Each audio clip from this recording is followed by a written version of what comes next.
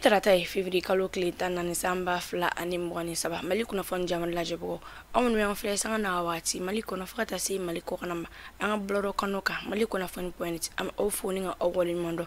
dan tɛ foli min na aw bɛ sigilen ka bamanankan kunnafoni min ma kɔnɔ o wagati sera aw bisimila.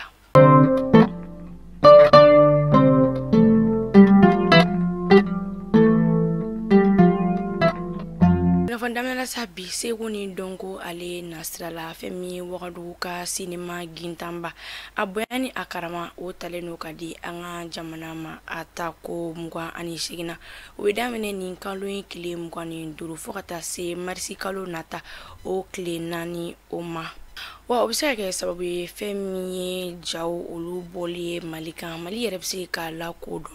chugoya minanga kerengenya la a prepare latkera ka foko amiyoro mina iko sisa etalon d'ordre yegina ale yeremi a jonjon mai mali yere sintena siga ye ula ina fo jabolo anyema so ale a prepare latke choya mina muso jorob siga bunya kalata baro la chudi awado ka foko akili fale kon kera o ka kunu Tenendo février kalo kli tan samba fla ani mkwani sabah bamako ya la jenyere sigira singa demeba jekulu fla o fe noi CPPS fo atasi AFSS alima nyemo ka fola ko ku yerete ala ni akli jabo o make akan wala sa family bisiga soro akola choya mina femi muso yere u joro anuka baraketa uye femi kalata baro ulbisiga sira soro choya mina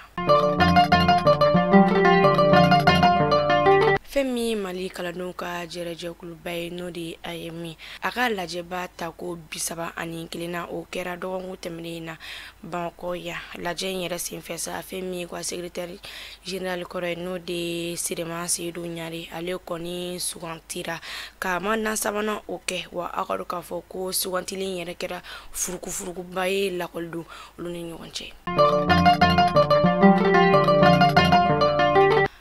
Chedung oluya ira communique do kono ni kaloin kletan ko kera sabuye femi farian walu keba keme ko ulu daji seben kono na sa kuye u daga yono ulu fene koni da kulunci o ka marfa kulu cham o boshi ula o wati kele na sa maju chama saheli ale kono na ulu yere nyini ka marfa ulu fili nunka u kalfa algir kaula